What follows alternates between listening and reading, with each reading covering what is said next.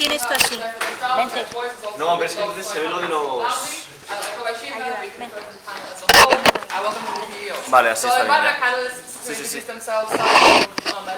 Ya, el panel no se ve. Me lo pones en medio.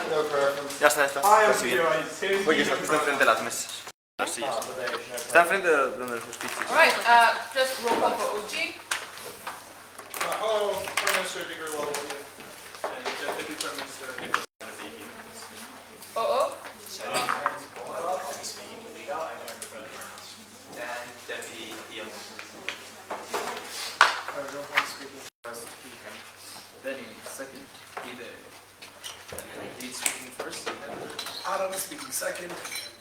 Alright, great, everyone's here. So just a friendly reminder for the floor, please mute your phones and try not to speak loudly when the speakers are speaking or throughout the entire round to not disrupt the debate. The live stream's up, so if at any point the speakers want to redact consent, just let me know and I'll call an OC member to stop the stream. My panelists here will kindly time the debate with the bell sound, so just checking everyone can hear it. Good enough, but also please keep time of yourselves to avoid any confusion. Like, BP rules have not changed the last time I checked, so offer POIs between 6 minutes, you will stop taking notes at 7:15. All the best for the PDOs. Alright, I call the House to order and invite the Prime Minister. Give here.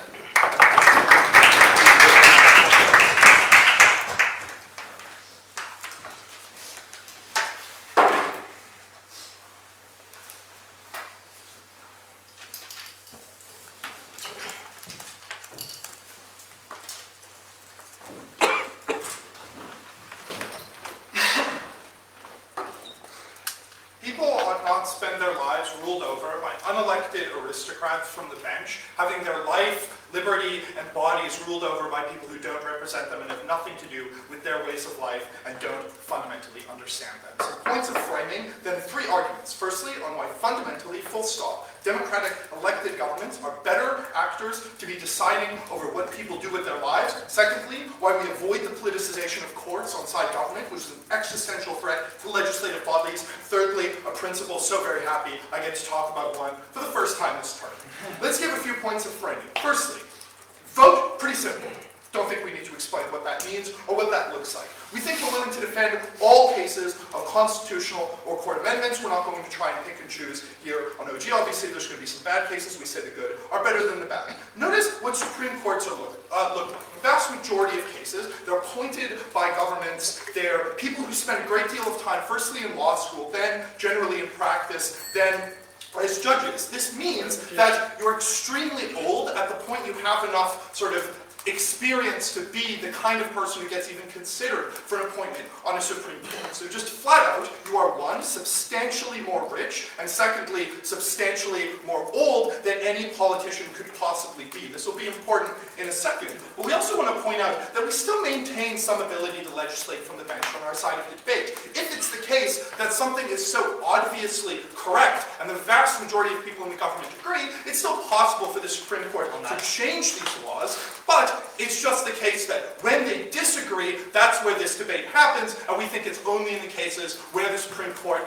and the sort of legislature disagree that opposition is likely to defend. If there's any points on framing, I'll take them.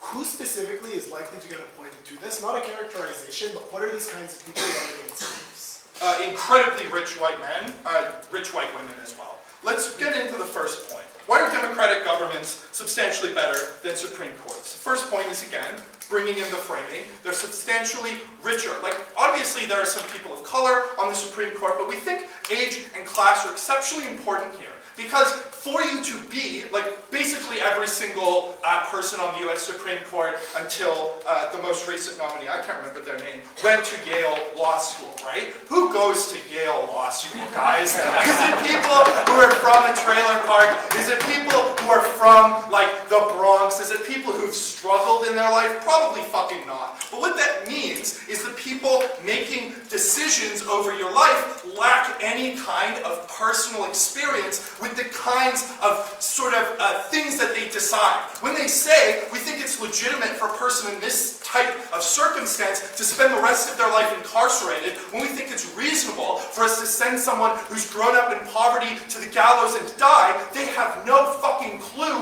what that looks like, and there's no institutional capacity of those kind of experiences the way you get in democratic governments, where people have, and yes, I know there's shitty things like redlining, and there are problems with elections, but the alternative is some representation versus none. Secondly, there's a lot more accountability for democratic governments. Supreme Court judges spend their entire life making lots of money, basically doing whatever they want to. I know people can protest outside of Brett Kavanaugh's house, but do you really think that changes anything about his personal incentives? And obviously you can do that with politicians too, if they're voting in ways that are really shady, the way Kristen Sinema and Joe Manchin saw people protesting outside of their house. I think it's much more the case that when you have direct electoral incentives, like you will lose the next election, you have to take your constituents seriously, even if it's the case that you don't come from poverty, and there are a lot of politicians who do, let's be very clear, but even when you don't, you're still accountable to people who are. That's really important. Thirdly, even if you don't believe any of these decisions are better, lay people understand them more, so they're more likely to internalize them well, because I don't know if you've ever read a Supreme Court decision. They're really complicated, full of jargon, full of tons of shit you've never heard of in your life, whereas politicians, they spend their whole lives explaining things to their constituents. So even if the decision is de facto legitimate, if people don't feel that way because they don't understand what it means, because a politician isn't the one explaining it to them, then it's not. The impact of this argument is just, you're more likely to actually get things like legislation that protect women's rights, protect POC rights, protect the poor. That's incredibly good. Legislation substantially better. Massive, massive margin of change there. Yes, opening? When constitutions are constructed, they typically include protections that stop leaders from grabbing power unilaterally. Who's more likely to overturn those protections? I think that in a lot of instances, if your close friends appointed you to a place, you're probably also likely to do things that benefit them in a sort of you scratch my back, you scratch back kind of way. I don't think there's a lot of exclusivity here. Second argument on politicization of court. Notice that there's substantially less reason for you to pack. Because one of the big successes of Trump's presidency is that he was able to pack the court in such a way so as Roe v. Wade gets repealed when the Republicans are outside of power. There's really not a whole hell of a lot you can do about that. Legislation takes time. Legislation is incredibly difficult when things are blocked, when you have to debate about things, when people have the ability to, whatever the term is when you come up and you make things slow and you stonewall. I can't fucking remember words today. But the point is that when you don't have the incentive to pack one, probably you're more likely to get the best people for the job in terms of sort of interpretive question perspective, but as well, it's unlikely these appointments are going to be made as politically, and so the decisions of the Supreme Court are no longer political. But what this means is you don't get court flip-flopping, so there's not constant changes in decisions. So for instance, if someone wants to start a business with the expectation that something like, drugs are going to be legal or providing abortion services, they have the knowledge that the way they plan their life is likely to be substantially more consistent. This means that people's life don't get ruined because of arbitrary court flip-flopping, because a Democratic Supreme Court justice was replaced by a Republican, and now they're just going to do things in an unelected way. And again, Democratic governments are much less likely to be conducive to these, but as well, just lastly on the principle, I think people deserve to have a say over what happens to them. I think that the difference between living in a totalitarian state and a democratic one is that I get to decide collectively with all the other people in Canada, and all the other Canadians in this room, what it means to be a Canadian, what our shared future is as a group of people, and I think that's a beautiful thing. I think every day I wake up, I feel happy that I'm not constantly being forced to do things that I don't want to do, or at least that I do. There's some recourse for me. I can go to the polls and vote. I can go and I can protest. I can hold the people accountable. Even if there's some cases where bad decisions are fair, this principle is still likely to extend, but people die for the right to sort of determine their own shared future. People die over nationhood, and clearly this is incredibly important to people. That's why I'm so proud of the council. I thank the Prime Minister very much for that speech. I'd like to next invite the Leader of Opposition.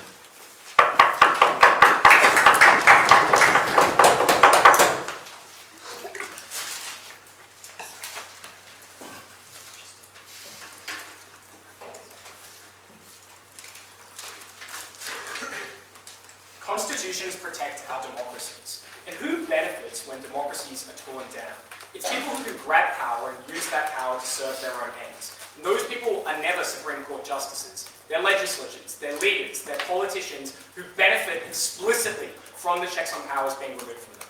I'm going to do one major thing in this speech. I'm going to compare the decision-making ability of politicians and Supreme Court justices and explain why Supreme Court justices are far better at making decisions, and even if they're worse, it's useful to have a check on the decision-making power of legislatures. But before that, very briefly, two responses to the principle. Firstly, democracies are not absolute. We constrain them in a number of ways. We don't allow people to directly vote on bills. We have representative democracies. We have things like technocrats running financial or monetary systems because we understand that people wouldn't be able to make those decisions in legislative capacities. The point of this analysis is to suggest to you that democracies are not an absolute principle, but rather one that is constrained by outcomes. And we would explain to you, secondly, that outcomes need to be the thing that dictate this debate, because the kind of principled outcomes of this debate far outstrip those of democracies. We're talking about the principled outcomes of people being able to live in a democracy at all. We're talking about the principled outcomes of people having access to housing, shelter, food, all of the basic things that they need to survive. So, to the extent that you believe that constitutions are important to protect other principled obligations that we might have, you believe that the best decision-making is truly the pathway to the principled victory in this debate. Let's get into the meat of this. Who makes better decisions, governments or Supreme Courts? We would tell you that there are broadly two ways that governments are likely to make these decisions in their law. The first, and likely the majority of these kinds of decisions, will be based on electoral incentives, and the second is unilateral incentives, incentives they have when they are not constrained by electoral outcomes. I'm going to first deal with the best case scenario for these guys and talk about electoral incentives. We think that there are broadly two problems with this. The first problem is that electoral incentives are generally constrained by things that we would deem to be very bad. Things like majoritarianism, when large swathes of the population have active incentives to fight against smaller parts of the population. Things like populism, where large portions of the population can be swayed and buy into the rhetoric of one particular leader telling them that the short term is all that matters. This particular policy is all that matters. We are talking broadly about swathes of the population who don't consider the long term, who think about only bad incentives or poor incentives. Notably, this doesn't happen all the time in electoral systems, but it is a problem that is unique to electoral systems that Supreme Court justices are typically not constrained by. And that's important because it means that even if you believe 1, 2, 3% of decisions are being made on majoritarian bases, are being made on populist bases, those are the kinds of decisions that fundamentally erode people's rights. Notably, the comparativist Supreme Court justices protecting constitutions, which were typically written from behind veils of ignorance, from situations where you have to set things up equally because you don't know what the future looks like. You don't know the minority group that deserves oppression into the future because they are not in your country yet. There's no reason to hate them yet. The Supreme Court justices defend that constitution. On their side of the house, anytime there is a new form of hate, anytime there is a new reason to change things,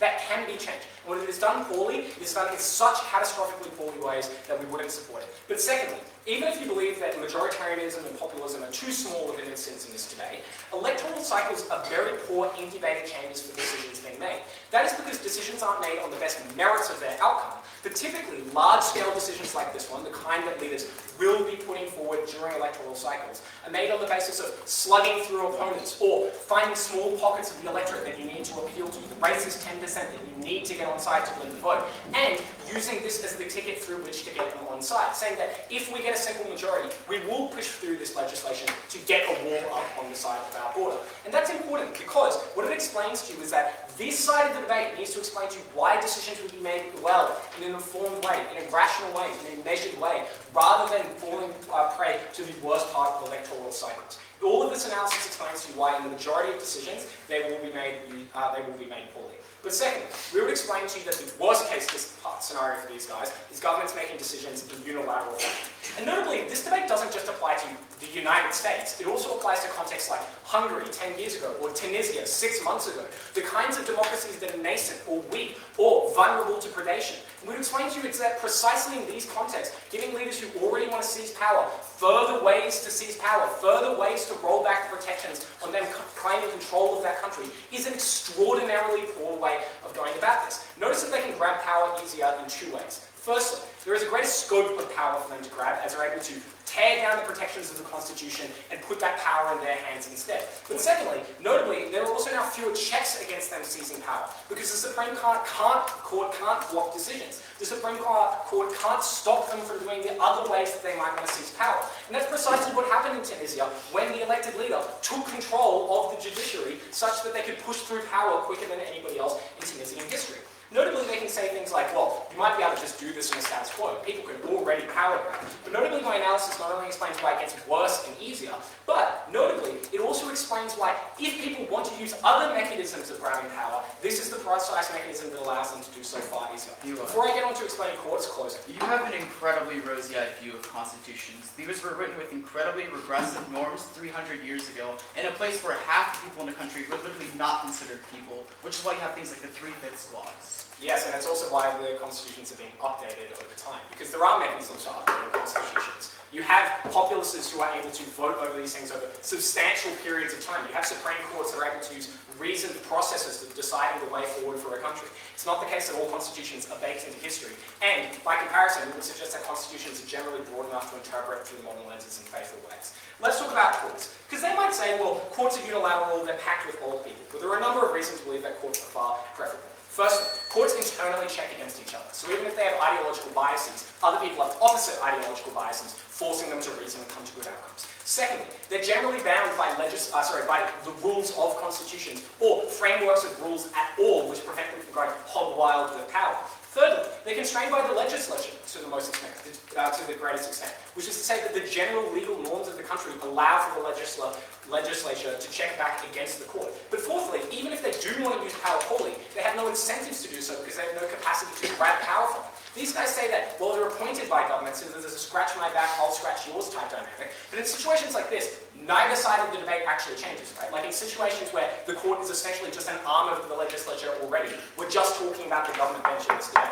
So, notably, why will these courts make good decisions? Two reasons. First, all the analysis I already provide explains why they check against each other and use helpful structures. But secondly, we would explain that those on the legislatures are typically checked against each other before they become Supreme Court justices, which is to say you need a 30-year career of doing the right thing before becoming a legislator. Which means that even though the old and rich part of this debate is symmetric, the competent and good at your job and understand the Constitution part of this debate certainly isn't, which is the reason why we would prefer courts making these decisions rather than legislators. Thanks.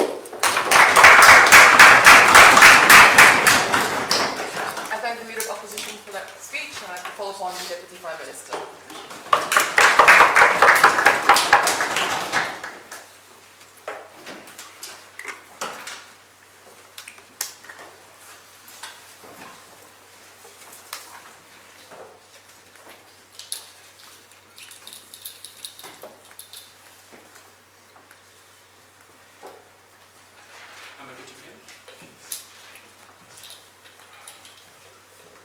Courts can give it, but courts can also take it away.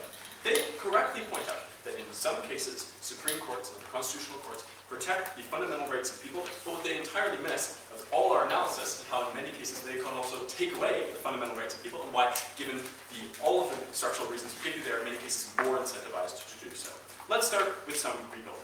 In response to our point on why democratic governments are simply better actors than high courts, they say that it is the case that these courts are going to protect democracies against the rise of authoritarian leaders. I have two responses. First is a point of mitigation. I'm unclear in how many cases this is going to make the difference in whether an authoritarian comes to power. If I'm an authoritarian and I have an awful lot of support, say, in the military, say, beyond that, in the economy, I might be able to just, for example, abolish the court or do a successful January 6th and then take over regardless. So I'm unclear as to how many cases this is going to be a tipping point in whether an authoritarian comes to power. But my second response is that even if you don't buy that at all, it is simply the case that in many cases these high courts can be used to enable authoritarian takeovers, to, for example, block a policy that is done by a non-authoritarian party, and, for example, to enact wide sweeping changes to a political system that benefits whatever authoritarian party is in power. Now, why is it the case that we believe that courts are more likely to help the kinds of authoritarian takeovers that we're concerned with than to prevent them? Because, in many cases, when courts courts are playing the part of the stooge. It is because they have been directly meddled with by elected officials. This looks like court packing, this looks like in some cases even bribery. And which kinds of parties are more likely to do this kind of meddling? It is generally authoritarian or authoritarians wanting to be parties, right, and populist, etc. But because in many cases these parties don't actually care about doing good things and just want power for power's sake, so they're more willing to do just blatantly immoral things like the kinds of meddling that we described, but also because their electoral base doesn't care about like taking the high road, if you want to go with Michelle Obama's quote, and so they're less incentivized to left-wing parties who care about the sort of illegitimacy of the court system, working within the rules, playing fair, etc. So indeed, on our side, you get less of an enabling of authoritarian takeovers. But also, just to quickly flag, we got no response whatsoever to all our analysis on avoiding the politicization of the court. So even if you think like whether we get more or less fundamental rights is a wash, I think we can still win on the fact that in many, many cases, which aren't necessarily explicitly political, we just get much, much better judicial decision making on a wide range of issues that affect many people's lives. Like this debate isn't just about fundamental rights, it's also about just all of the ways in which our legal system structures our lives, all the ways, the unsexy ways in which courts change how people can exist in the modern world. Next, on a principle, we explain to you why we do have a right of collective self-determination and why principles do in fact matter. Please consider it. If the practical is a wash, I think this principle is on its own sufficient to witness this debate. What are the responses that we get? First, we get, well, there's all sorts of like technocrats in democracy and bureaucrats doing all sorts of stuff. But the problem is that there's a difference here. In many of the cases, bureaucrats can be fired when they are doing a really, really bad job, whereas in most Supreme Court systems, the justices served for life can't be fired, and so there's some accountability and some collective determination when there are bureaucrats, but none when there are high courts. Now, with that all out of the way, let's go on to some comprehensive refutation. But first, if you go back up. Scenario. The Republican Party grabs the majority, they win, Democrats have no power in terms of any media sphere. What happens to any sort of meaningful policy that protects any rights that the authoritarians or the Republicans no longer want to be incentivized to protect? Counter scenario. The Democrats win a majority, as they did before Roe v. Wade got overturned, and the Supreme Court also takes a bunch of fucked up steps that are anti-democracy, anti-rights, etc. I think we've been pretty clear here that bad shit can happen on either side, but the question is about structural reasons, not just about whether, yes, there is a potential for bad shit to happen. Again, it's a likelihood analysis. I think Figure gave you all that. All right, let's do some comprehensive refutation. First, they say that governments are better decision makers for a range of reasons. That governments are worse decision makers for a range of reasons. First, they say that they have majoritarian tendencies. I think we can pretty easily outweigh this on the fact that in many, many cases, what benefits the majority also benefits everyone else. Like, I think we have a very narrow conception of this debate thus far that assumes that all the cases that matter are trade-offs between minority rights and majority rights. No, there's just a lot of cases where, like, how an economy will work, where something that benefits the majority just also has trickle-down benefits for literally everyone else. So I'm unclear on why this why this matters the most in this debate. But also, we explained oftentimes Supreme Court justices will have majoritarian inclinations insofar as they're often in, like, Western countries, white racist assholes, and in non-Western countries, which yes, we agree, this debate is also about them as well, similarly bigoted or majoritarian in their inclinations insofar as they come from privileged groups in those societies. So I think majoritarian probably goes our way, but at worst is a wash. All right, let's talk then about the idea of lobbying. I think we've already characterized lobbying and other kinds of pernicious ways of influencing the courts can also happen to Supreme Courts. Now, lobbying is not something that can only happen to politicians, and so again, I think that's broadly symmetrical. Next, let's engage with their idea of why constitutions are so uniquely good. They say they're written behind a veil of ignorance. As our back half correctly points out, no, they fucking weren't. They were oftentimes, in most cases, written by old, racist, dead white guys, at least in the West, and analogously bad, backwards-looking sort of actors in other countries. The response is because, well, there are amendments over time, these things change a little bit. This is purely mitigatory, because still, in most cases, constitutions are backwards-looking. They reflect the preferences of previous generations, previous electoral voter bases who tend to be less inclusive, tend to be less tolerant, tend to be more majoritarian, if anything. But also, even if it's true that constitutions were written behind a veil of ignorance, they sure aren't implemented or interpreted behind a veil of ignorance. They're interpreted by these bad actors that we have characterized here. So, lastly, let's just engage with their idea on why it is that Supreme Courts are so uniquely good. First, they say it's because they check each other. They have all sorts of different perspectives. First, I want to clear up exactly what they mean by this. Like, this is also going to be true of a lot of democracies versus like we have a coalition government. There's also going to be a lot of different perspectives there, perhaps checking each other. Also, even just within a political party, there's often disagreements, and so there's different perspectives that check each other in that context as well. So I'm not entirely sure why this is a sort of asymmetric, why this is asymmetric in the way that they want it to be. Next is that there's no incentive for the Supreme Court to be trying to misuse their power, to grab power, to take over, etc. I think even if we completely buy this, they still have perverse incentives to, for example, enact their fucked up worldviews if they have them, as we've characterized them to be likely to do. You don't need to want to take over a country, to turn it into an authoritarian hellscape, to be the kinds of person who thinks that women don't deserve basic rights, and to use that power that you have as a Supreme Court to prevent governments from taking any steps to recognize women's rights. So, to sum up this speech, I think it clearly shows you that we definitely have a strong principled right for people to have self-determination in the kinds of way that we described, but we also do, in fact, get more progress, more fundamental rights protected, better judicial decision-making overall. For all those reasons, we're so proud of you. Thank you very much. I thank the Deacon for that speech. I'd like to next invite the DLO.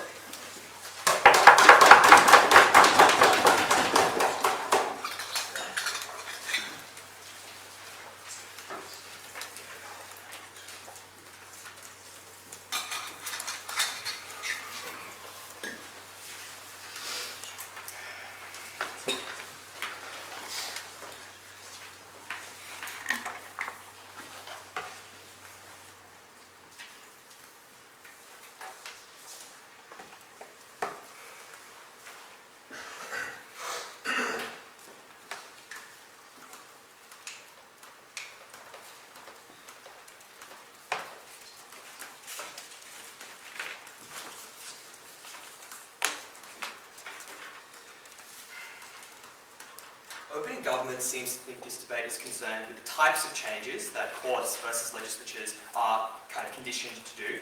We've not only explained that most of those reasons are symmetric, but I'll also flip many of them throughout the speech. The more important consideration in this debate is to note that this is a debate about the ease of change, not the type of change, for the reason that both legislatures and judiciaries are potentially captured by bad interests or potentially have biases. That's why the material we give you at Leader is so important. We explain that the legislature already has the power of review over the judiciary in a number of cases, but it requires them to pass higher bars, things like a supermajority in whatever chamber they sit in, things like legislating widely at the state level to build a consensus. And that's where the problem emerges for this team, because they remove those checks asymmetrically by giving the government simple majority power to overturn the decisions of the judiciary without recognising the balance that exists at the moment.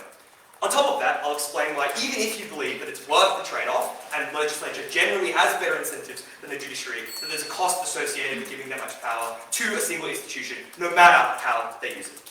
The first thing I'm going to deal with is really the only material we get from opening government to explain why judiciaries have bad incentives. And they say, well, it's because of ID politics, you generally need to have spent a lot of time in law school, and that means you're old, white, and rich. The first thing I'm going to note is that's not a reason to think that you would do bad things. Old, white, and rich people aren't necessarily evil. Secondly, there's a huge amount of symmetry, which is the problem there. For instance, politicians tend to be rich and white for the reason they need to raise donors, they need to have often like some other experience to point to in order to get elected, and they often come from other places of power, like being a lawyer or being, any other type of powerful group. And I note that in particular that the symmetry is about 51%, so even if they can point out isolated instances where minorities are more likely to make it into Parliament than for a minority to make it onto the Supreme Court, what they actually need to prove is that the 51% in a legislature is more likely to be diverse than the Supreme Court, and that's something they certainly fail to do. Thirdly, we point out that often being educated and the high bar in terms of peer approval and peer review that's placed on justices is actually a good selector for them making good decisions. That is, if your decisions are constantly being overturned, if your decisions are constantly being reviewed, that's a strong push against you ever getting appointed to a Supreme Court or a Constitutional Court. And generally, that education points in the right direction. That is, it is better to have a mainstream legislative view of power, those people are educated, they're exposed to different perspectives, they're forced to have discussions, than the type of fringe people that often can get elected to the legislature. The fourth thing I'll point out is it's also easier to get captured financially as a government, right? Like this team gives you some weak reason to think that a government or a legislature, a judiciary rather, might be corrupt. But we point out that capturing government leadership is typically more likely because donations are legal and you're allowed to give them money as opposed to a judiciary where that sort of donation is banned.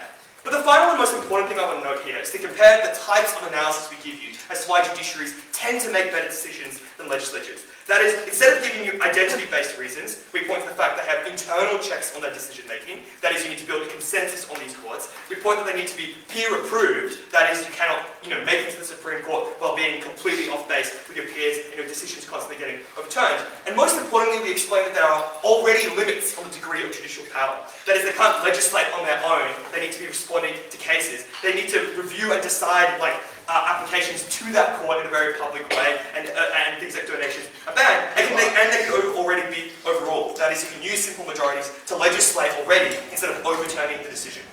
The reason all of this analysis is important is you've been given reasons to think that both legislatures and judiciaries can, at times, behave poorly. And what this analysis explains is that a balance of checks and balances on the two parties is clearly the most preferable way to do it. Because under their world, as soon as the legislature is captured, everything's up for grabs. Under our world, we explain that that's much less likely. We need to capture multiple institutions when those institutions already have systems of review on each other. That's the major benefit there. And that has huge consequences for real people, right? It looks like people's rights being less likely to be eroded. It looks like people having, a greater chance of access to policies which help them. Those are all real benefits, and they only emerge when you don't allow one of these two parties to have total domination over the other.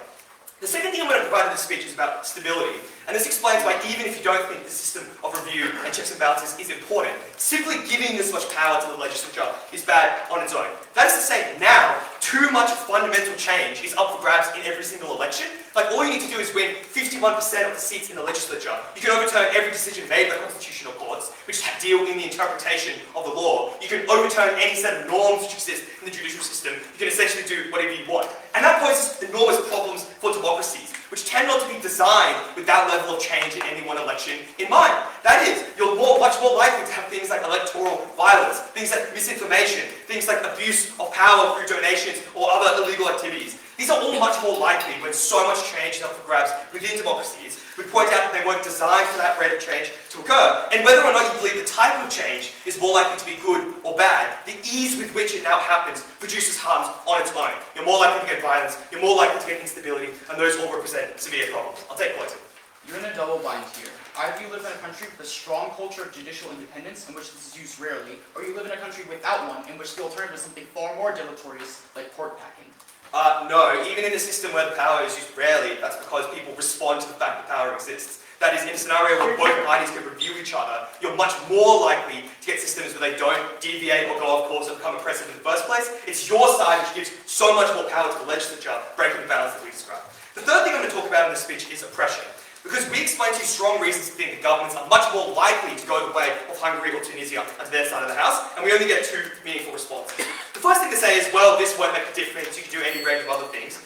Three responses. Firstly, this is at best unproven mitigation. They give you no reason to think constitutional courts, which often command a strong public presence, which often do have real power in the way that people have, some sense of loyalty to the decisions made by these courts would be incapable. Secondly, we point out that their own claim, which is that courts can be part of the evil and therefore they get a benefit, is a concession that courts do have real power, explaining the difference there, right? You're much more likely to have that oppression when you don't have to convince both sides to be oppressive, or you need both sides to be oppressive in the first place. And finally, we point out that this is an important, the most important reason is all the analysis we explain as to why legislatures tend to be worse. That is, they're more likely to be captured by populism, they're more likely to be captured by majoritarianism, material that gets no response. The only other material here is to say that rights could still be abused, our system can cut both ways. But the important thing to note there is our system requires more consensus for that change to occur. The thrust of our case isn't just to explain that the types of changes they get are worse, but the ease of those changes alone is the problem. When you don't need consensus, when you don't need wide numbers of people to agree, that's where you get oppression, that's where you get corruption. That's what we prove. Proud to oppose.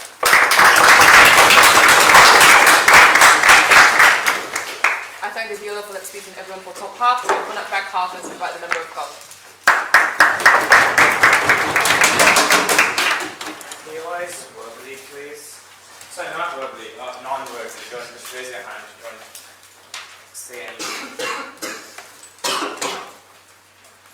Okay.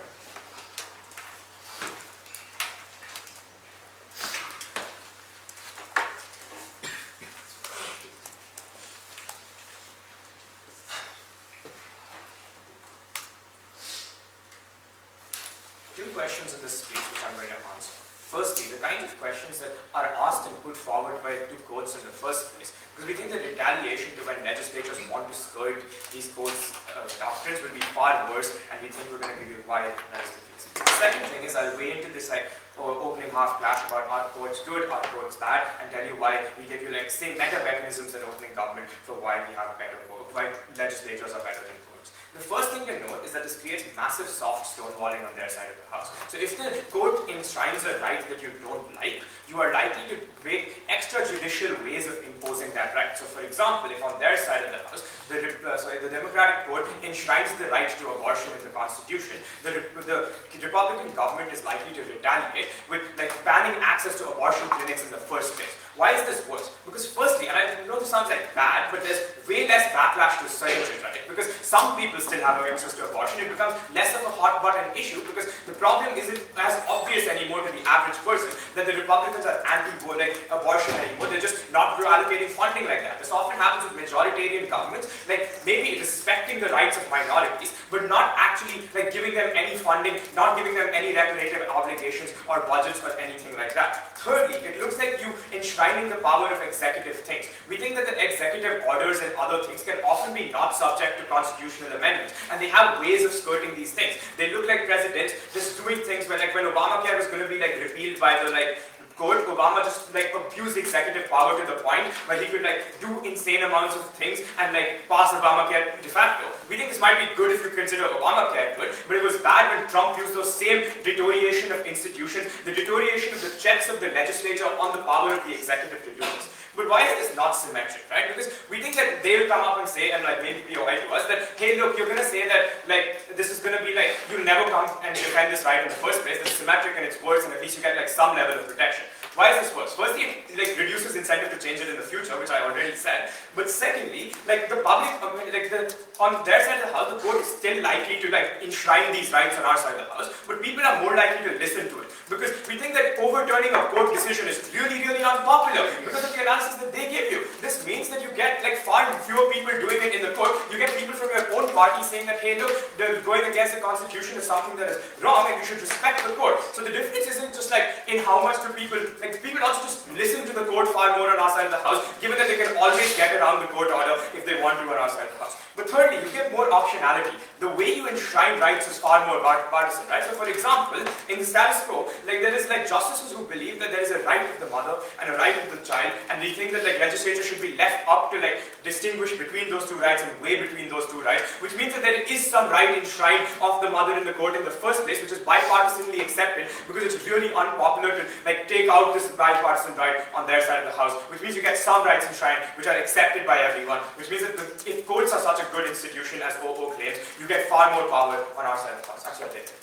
Even if we accept it's magically easy to find loopholes in Supreme Court decisions and just overturn them using legislative power, what you point to is symmetrical. If you hate people getting abortions, you're going to do everything in your power to screw them No, over. but on your side of the house, the cost of hating people goes far up because you have to rewrite the fucking Constitution, which is really unpopular, which is really bad. And thirdly, the political capital goes down because if you do it in shady ways that aren't put to public discourse on their side of the house, which aren't brought to the court in the first place because they're not constitutional questions in the first place, you never get the discourse that makes the backlash happen on their side of the house. But secondly, we think courts in the status quo are too polarized. And the reason for this is because courts are affected by political mechanisms on our side of the house.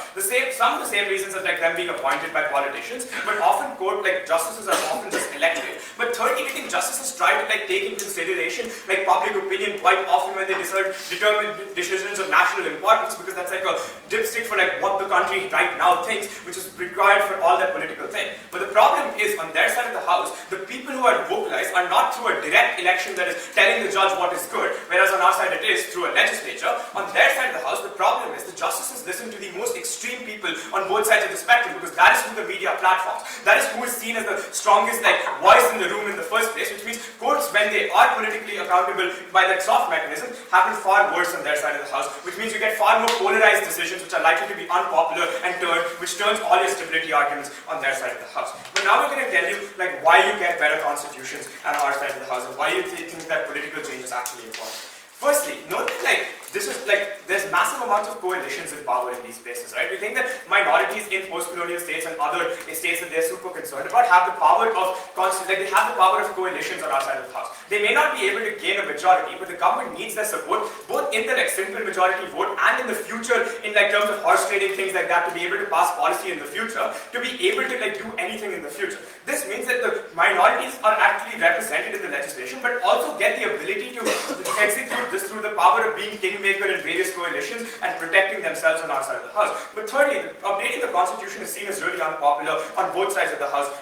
So we think that on our side of the house, we're not likely to update the constitution, right? You don't update the entire court decision or see how this precedent is set. You only say that, hey, look, this constitution is not applicable to this one scenario, or is applicable to this one scenario, which is far better because you're actually able to get some amount of accountability and change in the constitution, unlike on their side of the house where you never change that constitution because it's very irreparably tied to national identity, because it was written by the post-colonial strugglers or the people who founded the country, which means the progressive updates that they want of constitutions never happen on our side of the house, but do happen on our side of the house when there is political will for them and when you can remove the places where this is happening in the first place. But fourthly, the youth are progressive and have forces of liberalism. OG just say that, hey look, old people are at racist. I think DLO currently points out this is not true. But we tell you that the people who vote are likely to be progressive because they have access to media and they have access to other things, which means that these things are much better. But thirdly, there's a growing liberalism with the forces of Western media, which tell you that, hey look, it is important to protect rights and it is important to do these kinds of things, which means legislatures are also very likely to not overturn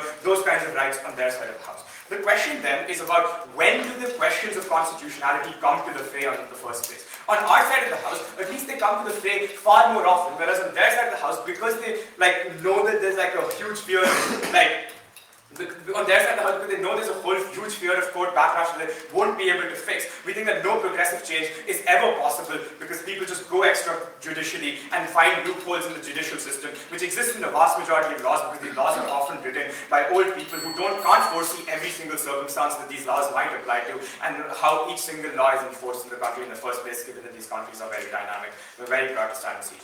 You're here.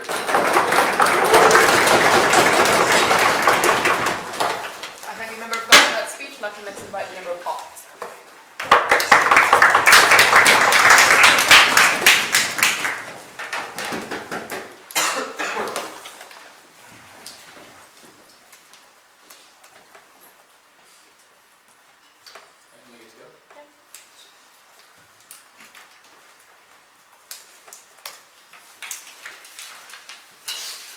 Starting in 3, 2, 1. Panel, I'm sick and tired of teams coming into debate and pretending that these debates all happen in America or the United Kingdom or in developed countries around the world, right? I think you have to frame OG out of this debate because they have substantially no analysis on how this debate specifically impacts countries in the global south, in the developing world, and in new democracies that arise. Here's the important thing to mention on why you need to weigh those impacts above any of the impacts that we get in the developed world.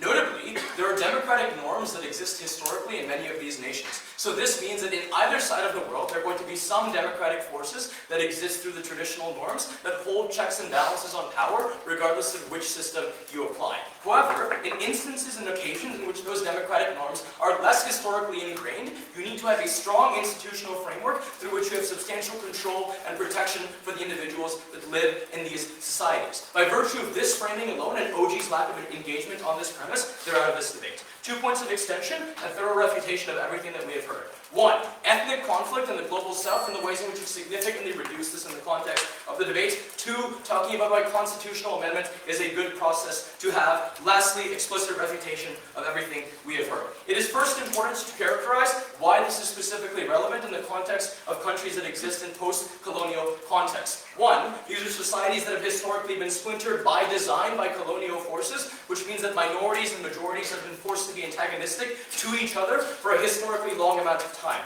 This means, 1, there is historical antagonism between these groups, and there is significant oppression that exists from historical minorities or majorities, depending on who was and wasn't enfranchised. This means that the tensions between these groups are significantly high, and both groups are looking for some sort of power-sharing agreement that exists in the new country that protects both of their interests. In the absence of historical democratic norms, therefore, institutional frameworks are crucial. 2 things then. 1, you lower the cost of ending ethnic conflict. This is important for a number of reasons. 1, their side has a 51% threshold for the governing of basically all the legal principles in your country going forward. This means if you you are in an ethnic conflict with another group, you have less of an incentive to end said ethnic conflict because the future state that you end up forming does not give you any recourse to protect yourself from the tyranny of the majority. Insofar as you ensure that there is some independent judiciary system that exists not to protect the interests of the majoritarian system in place, but to protect the actual rule of law, you have some reason to believe that your interests as a minority group are going to be protected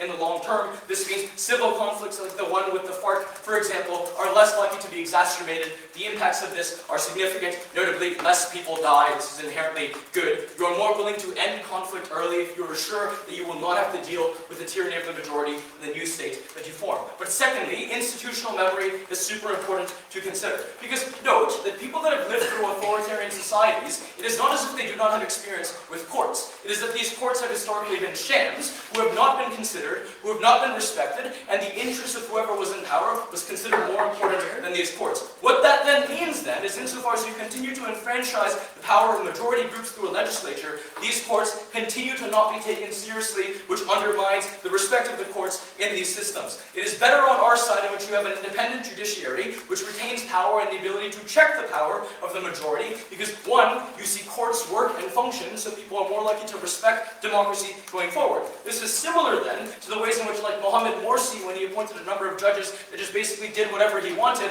and overruled them at his very will, right? These types of things happen less often. People are more and less willing to actually listen to authoritarians and authoritarian backsliding, insofar as you have a court system that literally does take action, that has the power to hold accountable the tyranny of the majority and legislatures. Going forward, you establish a system of institutional memory that gets more people to respect democracy. But secondly, in terms of constitutional amendment processes, I want to point out that CG says this one thing in their speech where they say, oh yes, well, the cost of hating people goes up because now you have to rewrite the Constitution.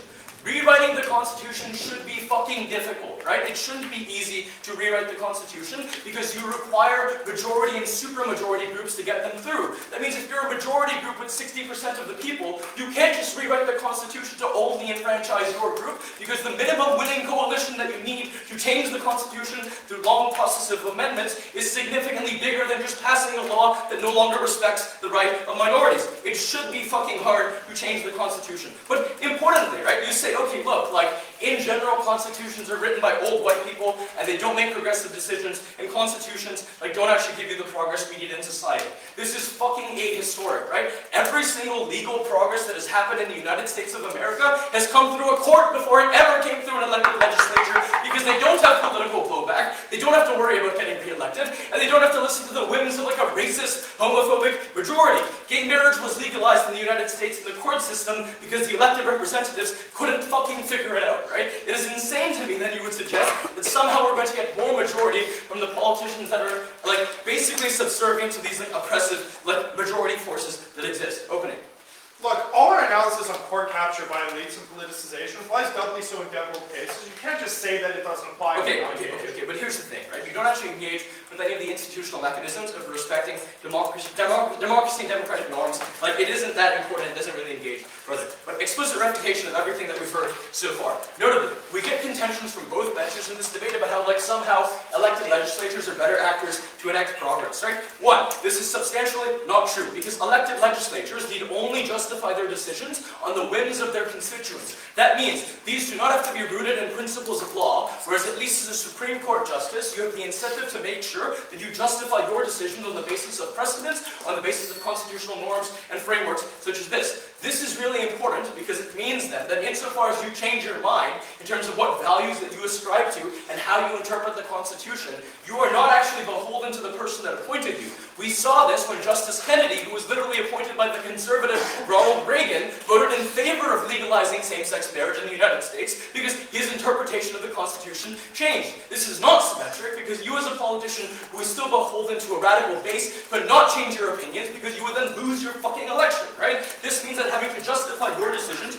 on the basis of the rule of law means that you actually substantially, can significantly change your opinions over a long period of time, and you don't have to worry about blowback. But lastly, insofar as we talk about the capture of the courts and politicization. Notably, insofar as you know that the Supreme Court can change or challenge your decisions going forward, and you know that at some point your elected party might not be in power, you are forced to hedge your bets in terms of which Supreme Court justices you choose to appoint. So if your party is no longer in power, who would you want to be doing judicial review for when the other party is in power? Parties must then compromise and elect judges that are in general more moderate with their interpretations, which is not symmetric on your side of the House, because if you don't like the result of the court, you can just change it by simple majority vote, meaning you want more political judges. So proud to oppose in the context of this debate.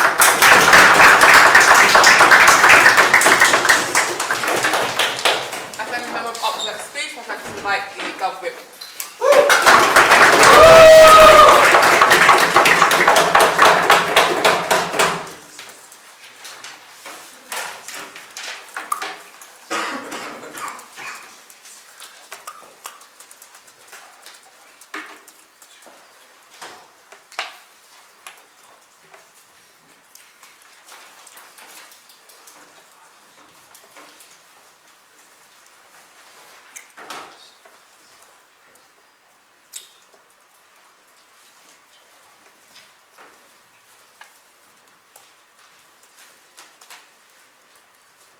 I think a lot of the opposition bench arguments would be brilliant if it meant that every single court decision was going to be overturned on our side of the House. But I just do not think that this is the case. Why? Because one, people grew up around cultures that emphasize the importance of the judicial system and the reason that this is something that shouldn't be overridden and constantly checked against. Second, there's often a game theoretic incentive for political parties to not allow the other political party to override their decisions, meaning that absolutely no policy making is going to be done. We think the reputation of these parties to get things done, to try to make sure that the policies they implement are not constantly overturned, probably checks back against this in a lot of cases. And third, how would this look on an international level? If you were a country that emphasizes the importance of things like judicial independence, of your ability as Supreme Court to succeed, and how people believe that you're starting to become hungry, we think there's an exodus of investment out of your country, you lose a lot of reputation on the international scale, and looks horrible for you.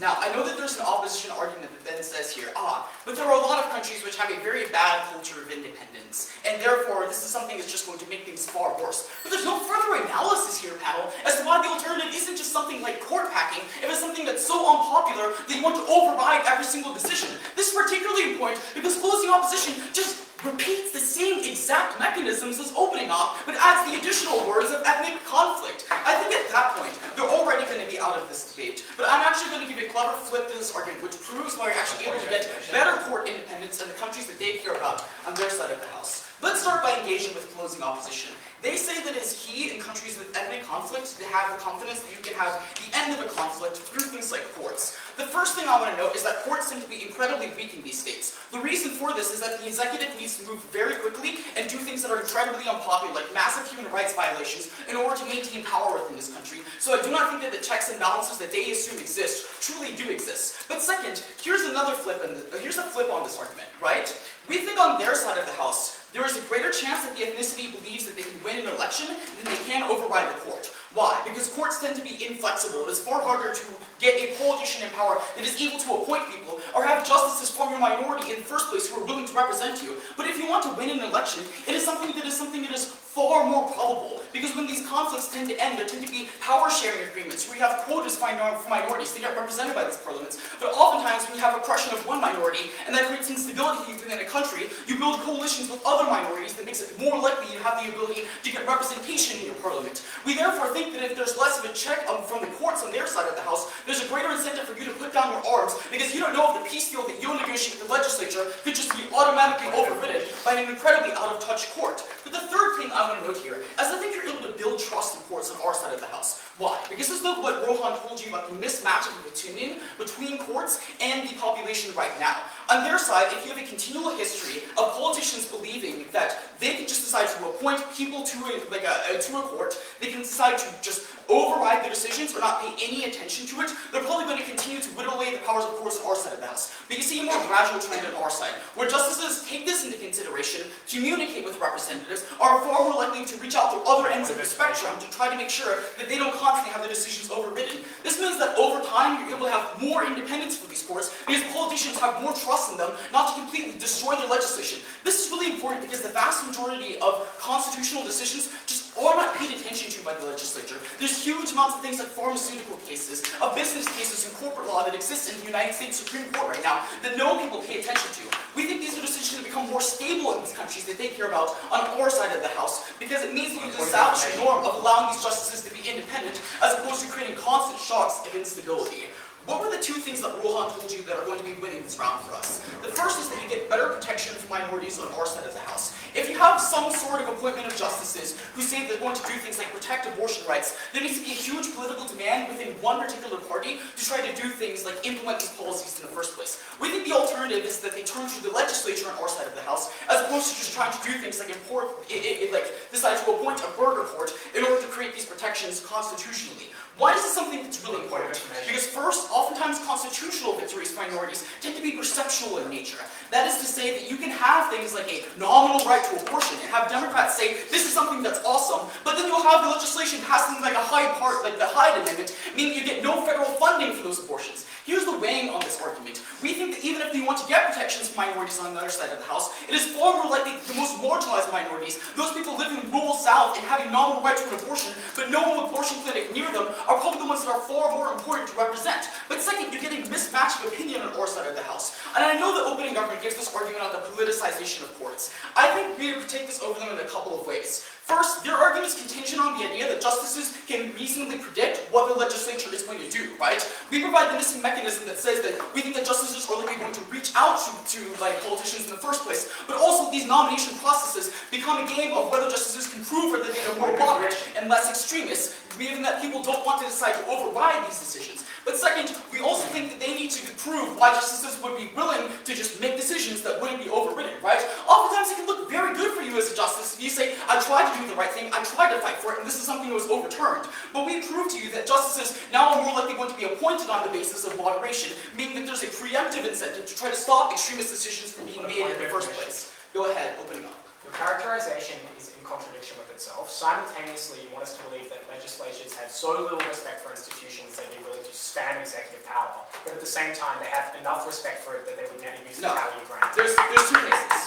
There's the case in which there's no respect for things like the legislature in those countries in which we are easily able to win by proving that the courts get better. And second, there's a case in which there's some respect in which you have to go under the radar, right? You have to have things like the Trump administration continue making executive orders which are technically in violation of constitutional amendments, but nobody is able to pay attention to it simply because they're massively overwhelmed. Why is the legislature better? Because you have to trend toward the median. You have to decide not to alienate voters in order to try to achieve the biggest coalition possible to win, meaning this is something that is far harder to repeal. You see things like in Germany, like providing both protection for against later term abortions, but also allowing things to massive child welfare to prevent abortions in the first place, to please both liberals and conservatives. Because yes, maybe you get some good minority protections on their side of the house, but this is something that can be whittled away if one good court decision is something that is overturned. But it is also something that is incredibly hard to repeal because we have slim margins that are incredibly responsive and change in between elections. People are worried about the fact that their policy can be repealed if there's no repealing policy within the next election.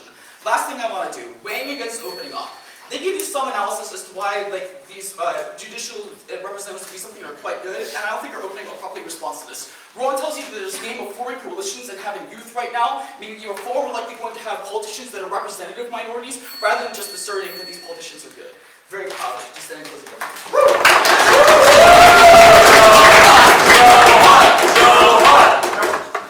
I thank the member of God for that speech, and to wrap up the debate, I call upon the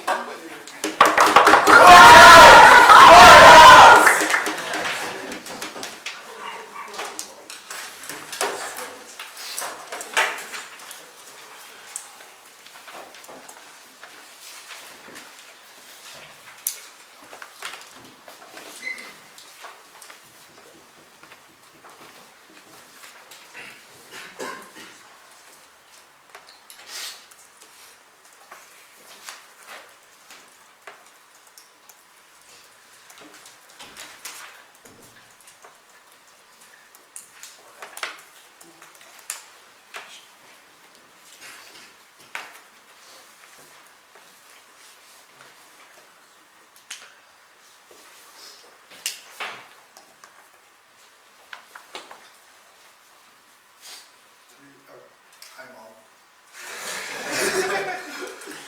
3, 2, 1.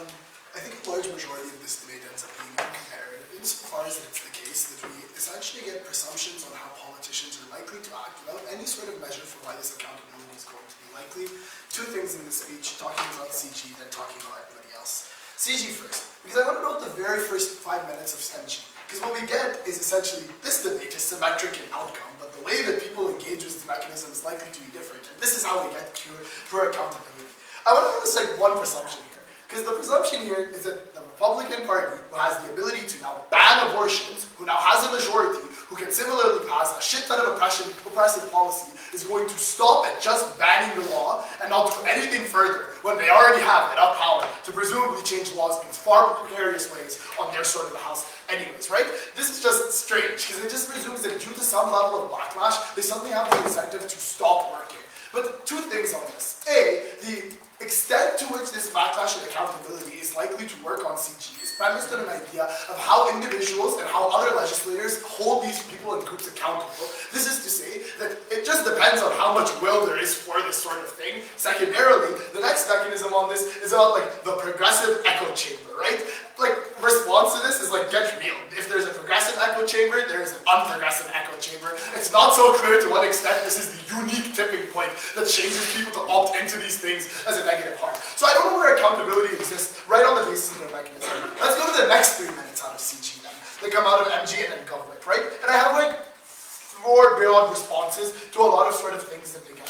Right? Because the other presumption here, outside of the developed world, I'm talking about third world nations that may be oppressed, that have been victims of colonial oppression, is that there's a presumption that there's a coalition of people that are able to access the sort of good things that you need. There's a coalition of people that are able to access good sorts of political will to make the changes that they want. But notably, what Madrid's framing tells you is A, that these people are structurally unlikely to exist in ways that allow them to fight for themselves politically. Why? Because they've likely been pitted against each other for ethnic conflicts by oppressors and colonizers that have existed historically before they've even come to play or even began developing these sort of democratic institutions.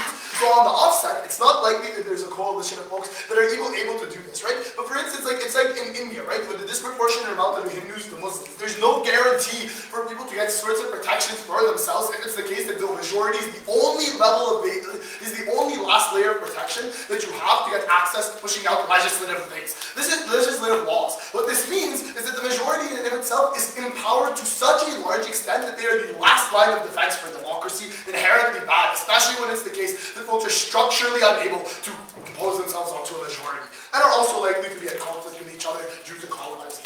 Next thing here is on the idea of court packing, right? I just want to note, court packing is a strange argument in this debate, also to OG, because it happens irrespectively. But note what the comparative is and why the institution is likely to be better on the opposite side of the house, because it forces 2 specific mechanisms at the point at which we don't do this motion. A, on our side, you need a majority to pack the court. Comparatively, you need a majority to change the constitution. This means that insofar as you have the ability to pack the court, you already have the ability to pass forward really oppressive legislature on governor's side of the house. It's not so clear where the check and balance is. But 2, really uniquely, is that you create incentives for people to work together on our side of the house to create better outcomes. Why? Because Supreme Court justices, the nature of these appointments are long-term. You remain in this position for 30 to 40 years. You have to live with yourself. You have media that hold you accountable later down the line. That changes the way that you are likely to legislate within these sorts of things. This means that you live with yourself consistently when you have to make decisions, and you're more likely to be accountable towards these things. This is a good sort of deal because it just guarantees a built-in mechanism where people are likely to make better outcomes for themselves because they know they're in these positions for lifelong things. I also don't think this idea of lobbying is symmetric as comes out by CG and OG. Why? Because here's the thing. You are put in positions of Supreme Court justices for usually the entirety of your life, or for at the very least, positions of time that far outweigh the positions of time that would otherwise exist within like an electoral sort of point, like an elected sort of position. This means that you don't have the same incentives, you don't have the same ability to be swayed as opposed that you do, and you also similarly don't have the same tie to your party as Vidit tells you in their membrane. Third thing then on CG, right, and it's like the secondary presumption of how groups work together. Which is maybe true in places like the US, but it isn't in the vast majority of places, even within the US, but it's definitely untrue in post-colonial places with ethnic groups pitted against against each other. The symmetry here isn't how CEO is going to respond to this idea of characterization of politicians. It's the symmetry in knowledge. It's the symmetry in the way that you begin building these institutions. And this is how we also break out the opening half clash. Because this is to say that the way that we position ourselves in this debate isn't based on the actions of individual court justices, nor is it the base of the actions of politicians, but it's very simply two things. That the institution of the Supreme Court creates a guaranteed incentive for groups to know that their rights are likely to be protected on the long term, because they have ways to guarantee these things that are no longer based on the whims of politicians who may change them to any sort of need. So it means that their incentive to prolong conflict, to prolong the loss of life to a large degree, suddenly goes down substantially to the point that they know they get sorts of guarantees for their own sorts of institutional laws. But it's also the case that the ways that these institutions get entrenched means that they're likely to be proliferating longer and longer as this sort of new democracy goes on further. POI for Logi. You strongly made our court packing point. It was that bad actors are more likely to court pack, so we shouldn't empower courts. Okay, I still don't see why this matters. Even bad actors are likely to court pack under either side of the house. What this means is that on your side of the house, now they don't have just the ability to court pack. They have the ability to change the law. I don't get what the difference in this house is. All I know is that you get more power on your side of the house to impose worse things. Here's how CEO just takes it over our own. Very simply, I think the majority of the opening team major cruxes hold itself to sort of two ideas. A, that the actors act in certain ways that are preferable to good sorts of legislation that are characterized by the incentives that they may have, i.e., this is to say that the court of institution pits them against each other from OO, and that the way that Supreme Court justices are likely to be characterized outside of just their long-termist roles are likely to be good things.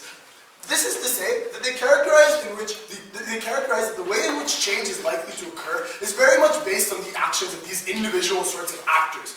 We don't take that characterization. We take a far lower burden that is more guaranteed. And this is to say the existence of these institutions in of itself poses the best sort of benefit to any sort of group that exists within this debate. It guarantees that there are laws that will be institutionalized and protected, and that the majoritarians can't just come in and fuck them over and take their ability to just self-actualize and self-represent like any sort of democracy. This is the most important